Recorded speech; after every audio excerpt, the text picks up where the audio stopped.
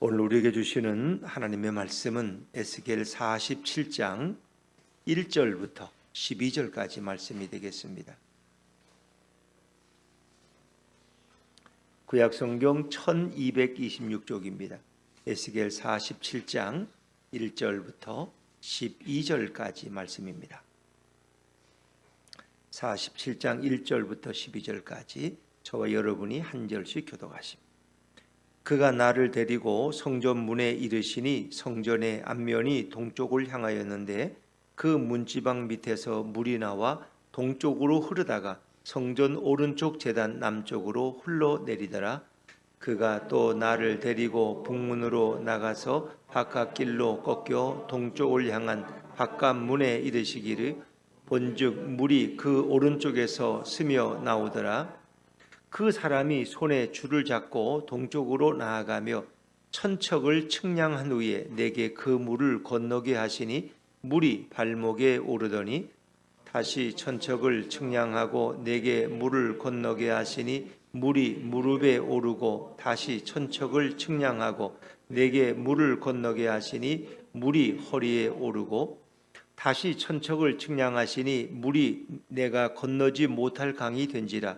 그 물이 가득하여 헤엄칠 만한 물이요 사람이 능히 건너지 못할 강이더라. 그가 내게 이르시되 인자야 내가 이것을 보았느냐 하시고 나를 인도하여 강가로 돌아가게 하시기로. 내가 돌아가니 강 좌우편에 나무가 심이 많더라. 그가 내게 이르시되 이 물이 동쪽으로 향하여 흘러 아라바로 내려가서 바다에 이르리니 이 흘러내리는 물로 그 바다의 물이 되살아 나리라. 이 강물이 이르는 곳마다 본성하는 모든 생물이 살고 또 고기가 심이 많으리니 이 물이 흘러 들어가므로 바닷물이 되살아 나겠고 이 강이 이르는 각처에 모든 것이 살 것이며 또 이 강가에 어부가 설 것이니 엔게디에서부터 에네글라임까지 금을 치는 곳이 될 것이라. 그 고기가 각기 종류를 따라 큰 바다의 고기같이 심이 많으려니와 그 진펄과 갯벌은 되살아나지 못하고 소금 땅이 될 것이며 강 좌우 가에는 각종 먹을 과실나무가 자라서 그 잎이 시들지 아니하며 열매가 끊이지 아니하고 달마다 새 열매를 맺으리니 그 물이 성소를 통하여 나옴이라. 그 열매는 먹을 만하고 그 잎사귀는 약 재료가 되리라. 아멘. 할렐루야. 네, 주님의 은혜가 우리 모두에게 함께하기를 간절히 바랍니다. 네, 여러분의 얼굴을 또 뵙게 돼서 너무 감사하고 또 새벽제단을 지켜주셔서 너무 감사합니다. 여러분들이 보는 제 얼굴은 많이 좀 이렇게 좀 그래도 많이 좀 탔죠. 네, 원래는 꼭 그렇지는 않은데 마사이족이 사는 엔터핀이라는 곳이 있는데 거기는 가는 데만 뭐 한 6, 7시간 걸려요. 이제 그걸 하루 가고 또 하루 오고 거기서 이제 우리 그 선교사님이 그 주위의 목회자들을 모셔서 그 교회에서 이렇게 세미나를 하세요. 세미나를. 근데 거기 이제 같이 참여해서 오고 가는 길인데 차가 망가져가지고 길에서 한 4시간을 이렇게 기다리는 동안에 그냥 그날따라 선크림도 안 부리고 갔더니 그 뜨거운 태양빛에 얼굴이 그냥 다 타버렸는데 그래도 많이 회복된 거예요 지금은. 네. 여러분들도 얼굴을 뵙게 돼서 너무 감사하고요.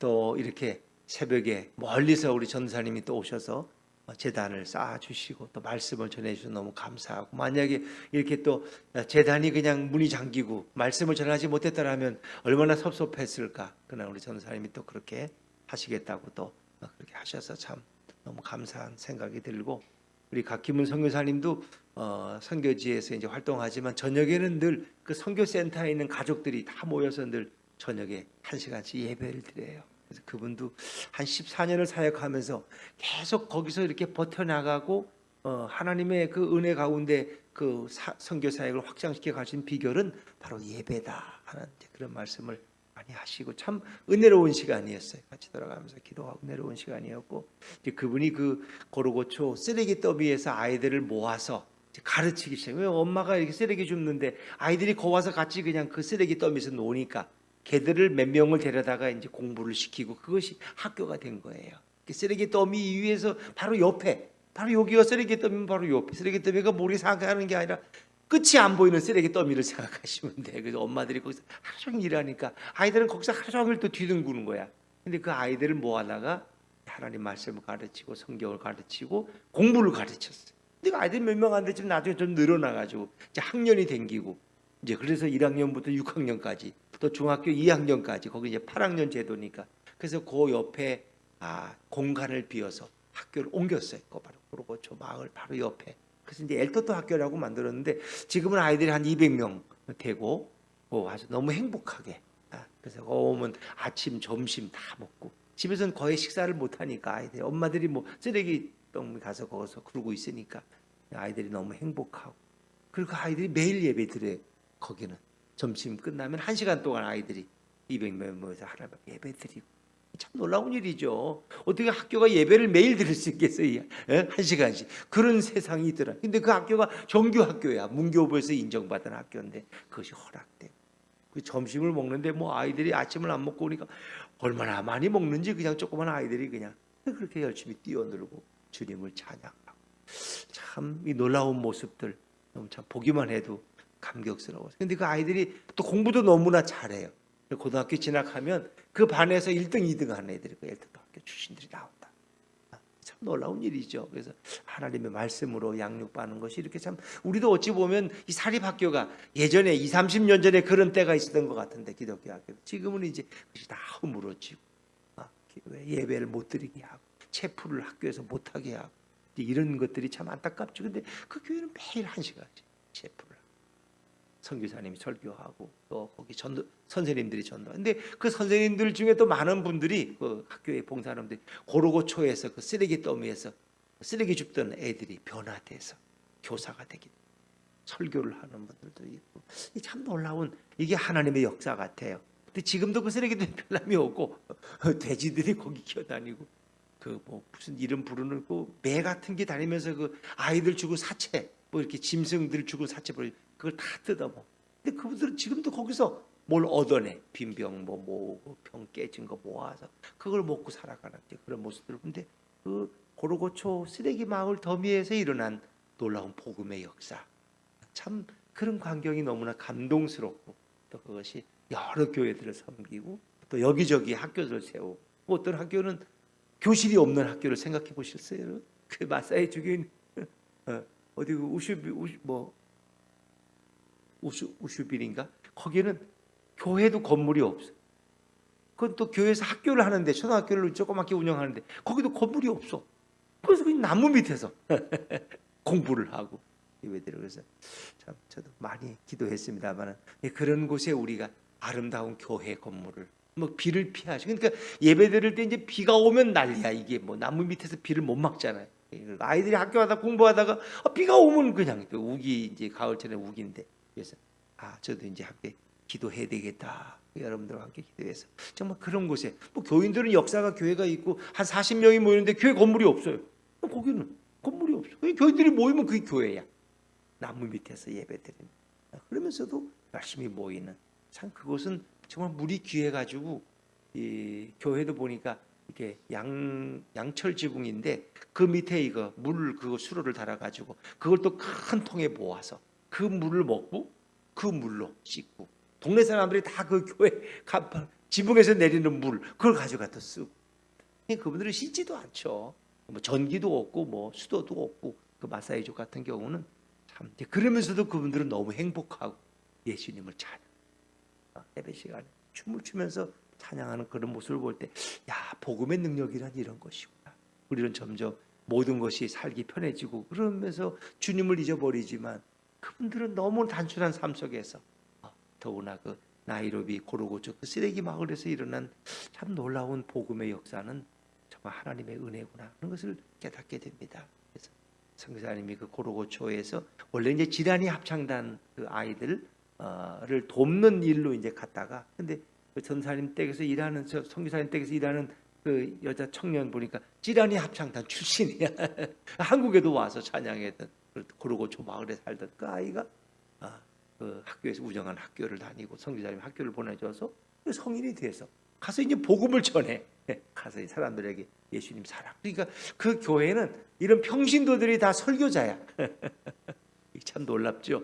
그래서 저렇게 변화될 수 있구나. 복음의 능력이라는 게 저런 것이구나 하는 것을 느꼈는데, 오늘 마침 본문과도 너무 비슷한, 그래서 물이 귀한 곳인 이스라엘이지만 또 물이 귀한 곳이 있고, 또 케냐의 그 엔토핀이라는 그 마사이족들이 살고 있는 지금도 문명과 떨어진 그런 곳은 아주 물이 귀해요.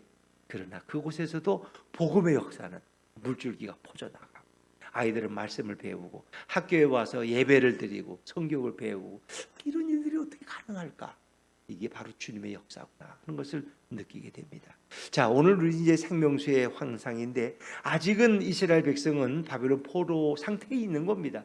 그런데 이제 에스겔은 하나님이 보여주신 환상을 통해서 이렇게 37장에 보면 에스겔 골짜기에 그 마른 뼈들이 붙어서 큰 군대를 이루는 그 환상을 이미 37장에서 보았고, 이 47장에서는 이제 성전 문지방으로부터 생명수의 강이 흐르는데, 그것이 온 세계를 변화시키는 모습을 우리에게 이제 환상으로 보여주고 있는 거예요. 그래서 우리는 생명강의 환상은 생명수의 환상이라고도 그렇게 부르죠.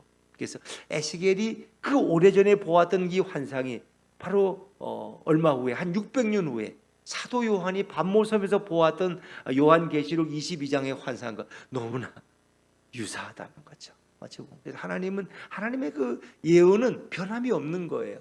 선지자들을 통해서 보여주시는 그 환상은 시대가 지나도 역시 똑같은 거예요. 예수 그리스도가 오셔서 이루실 놀라운 복음의 역사를 에스겔도 보았고 사도 요한도 보았고, 그리고 그 복음의 생명수의 강이 흐르는 그 양길 가우에, 그 강 좌우에 나무들이 사철 열매를 맺고 그 잎사귀들이 만국을 치료하고, 그 강에는 고기들이 그냥 상상할 수 없을 정도로, 고기가 살지 못하는 그 사회에 고기가 살아가는 이런 복음의 역사를 우리에게 보여주고 있다고 하겠죠. 자, 우리 47장 1절 말씀을 다시 한번 읽어봅니다. 47장 1절입니다. 시작. 그가 나를 데리고 성전 문에 이르시니 성전의 앞면이 동쪽을 향하였는데 그 문지방 밑에서 물이 나와 동쪽으로 흐르다가 성전 오른쪽 제단 남쪽으로 흘러내리더라. 아멘.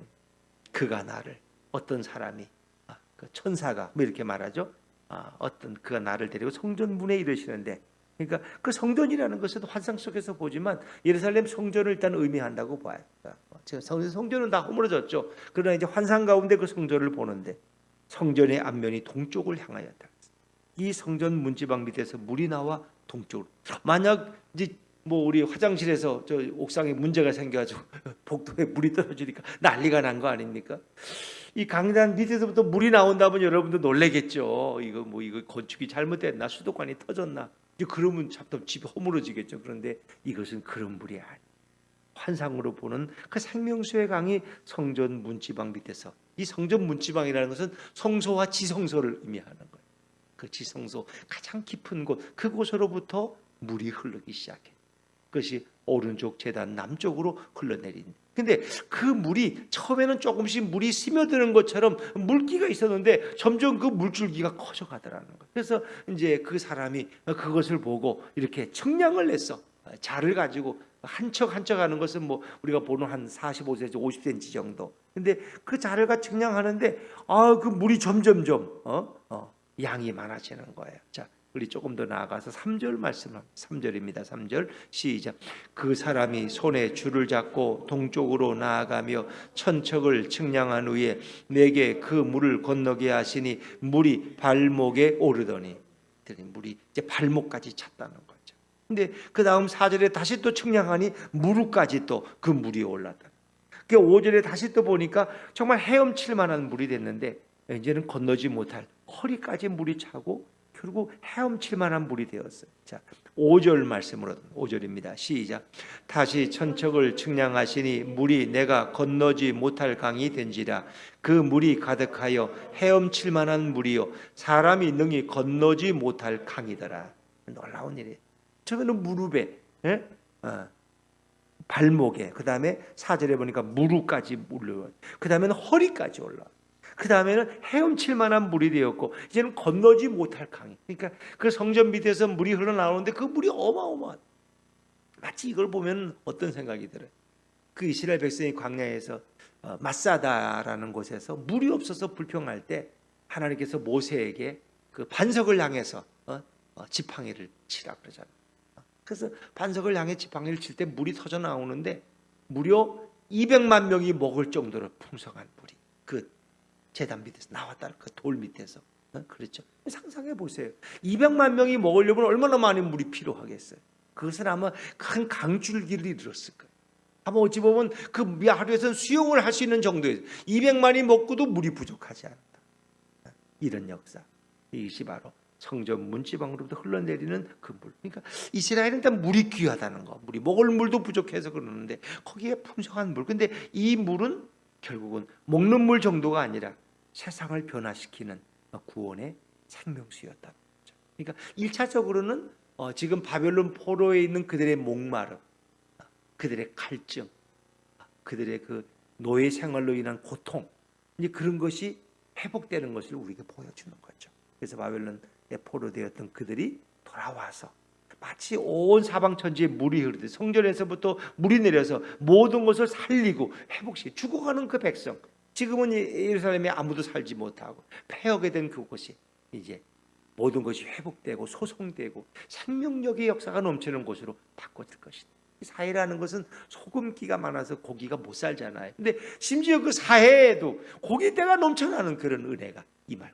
모든 것이 회복될 것을 말씀하시는데 이제 그것은 표면적으로 바벨론에서 돌아오는 그 회복만이 아니라 그래서 그들이 돌아와서 스룹바벨 성전을 건축하고 다시 나라를 재건하는 예루살렘 성은 이제 그것만이 아니라 장차 참 보좌의 주인이시고 성소와 지성소의 주인이신 예수 그리스도가 이 땅에 오심으로써 그분의 말씀으로부터 흘러나올 그 생명수의 역사가 온 세상을 변화시킵니다.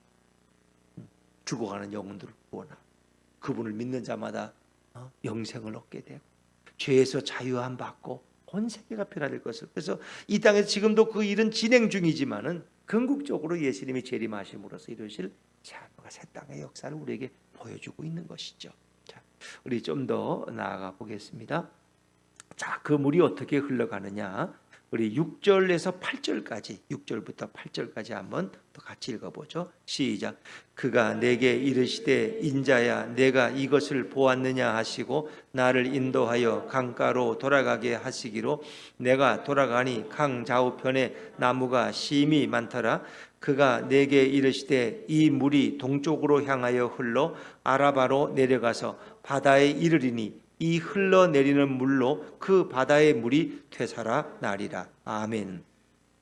이 물이 동쪽으로 향해서 흘러가는데 아라바로 동해 쪽으로 내려가는데 아라바는 요단 지역의 저지대예요. 그러니까 물이 저지대로 흘러겠죠. 내려가서 바다까지 연결된다는 거예요. 근데 이 흘러내리는 물로 인해서 그 바다의 물, 죽었던 물이 다시 되살아나는 그런 역사를 설명하시죠. 자, 우리 9절로 또 넘어가. 9절입니다. 9절 시작.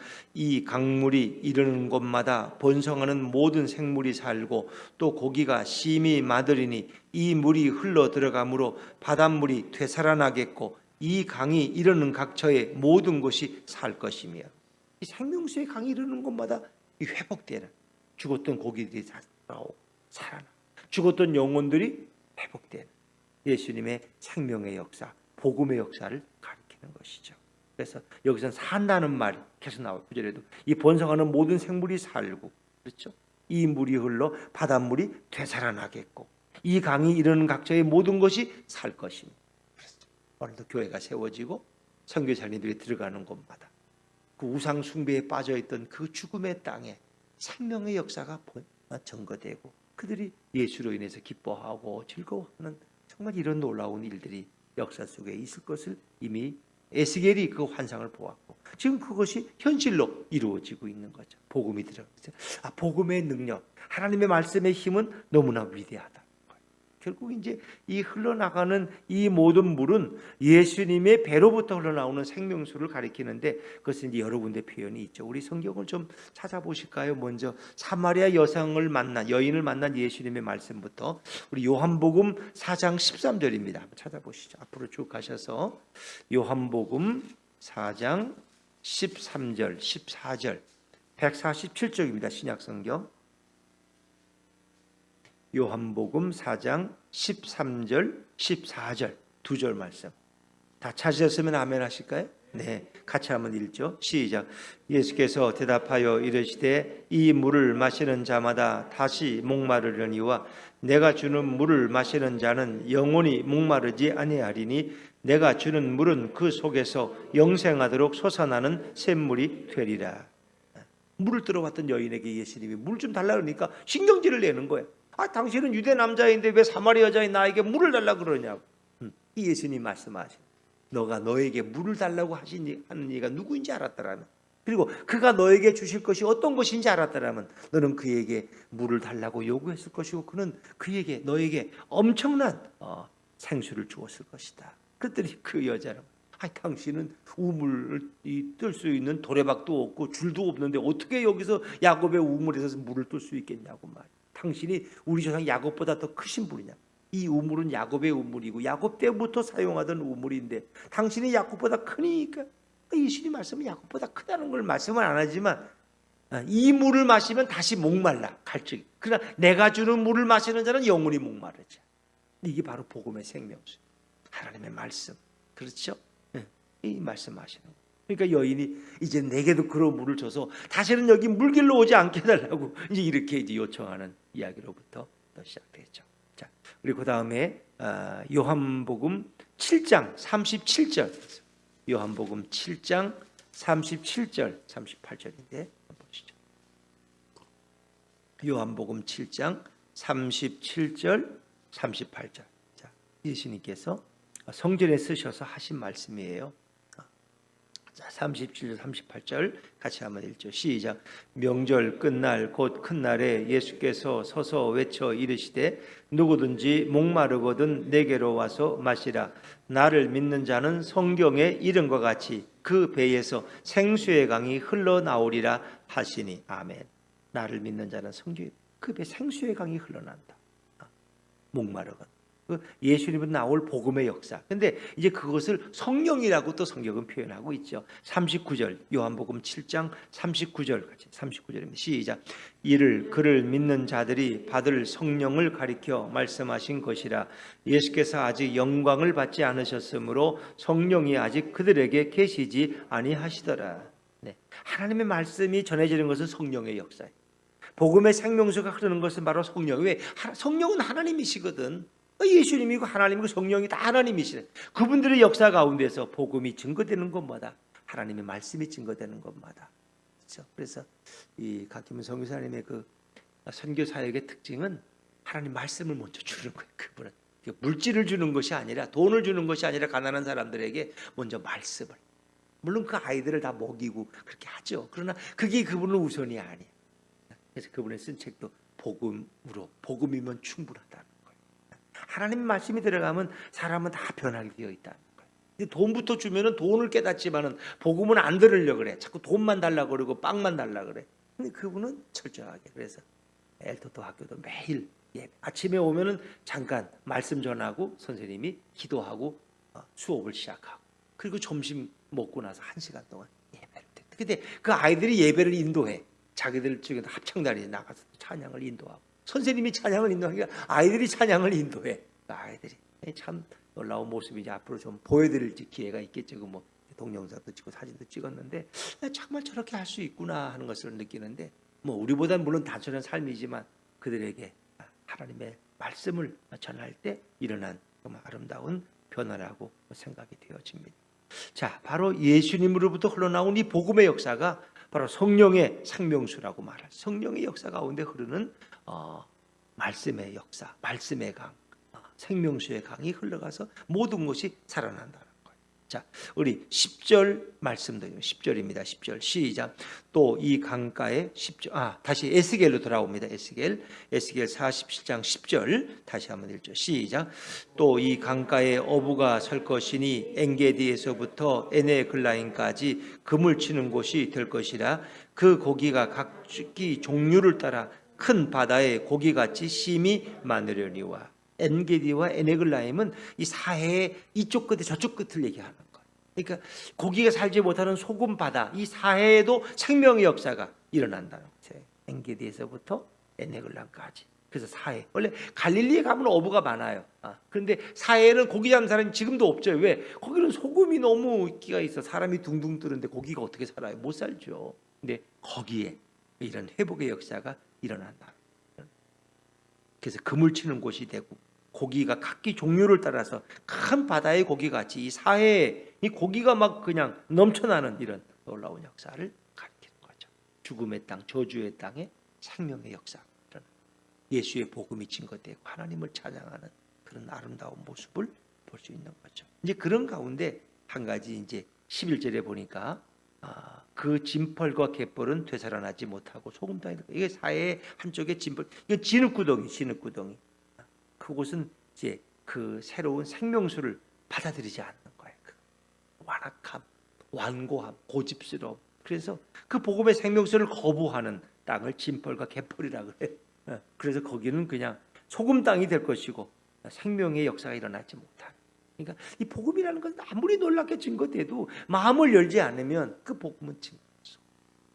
무슨 수를 써도 제가 늘 자주 쓰는 게 뭐 병마개를 꼭 닫아가지고 그거를 봉해서 한강물에다 던져놓고 20년을 기다려도 20년 후에 그 병을 꺼내도 역시 병 안에는 물이 한 방울도 못 들어가. 그러니까 우리가 많은 사람들이 오늘도 말씀을 듣지만 왜 누구는 은혜를 받고 왜 누구는 은혜 받지 못할까? 마음을 열지 않아. 예수님을 향해서 마음을 열어야 돼. 복음을 향해서 마음을 열어야 돼.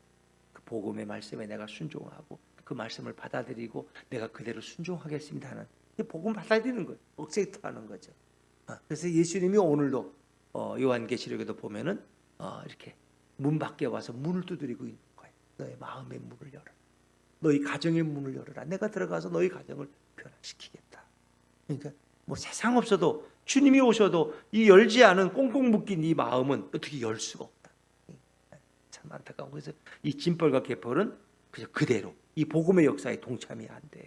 자, 그러나 12절에 보면 그 역사는 엄청난 거죠. 자, 12절 이제 마지막 말씀인데 같이 한번 읽어보시죠. 시작.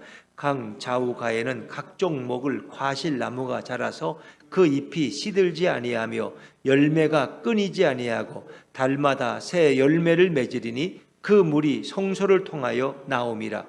그 열매는 먹을만하고 그 잎사귀는 약재료가 되리라. 아멘. 강 좌우가 강이 흐르는데 그것이 바다까지 연결되는데 강 좌우에 과실나무가 자라고 그 잎이 시들지 아니하며 열매가 마치 잎이 시들지 아니하고 열매가 끊이지 않는 거 보면 시편 1편이 생각나. 1편. 그렇죠. 거의.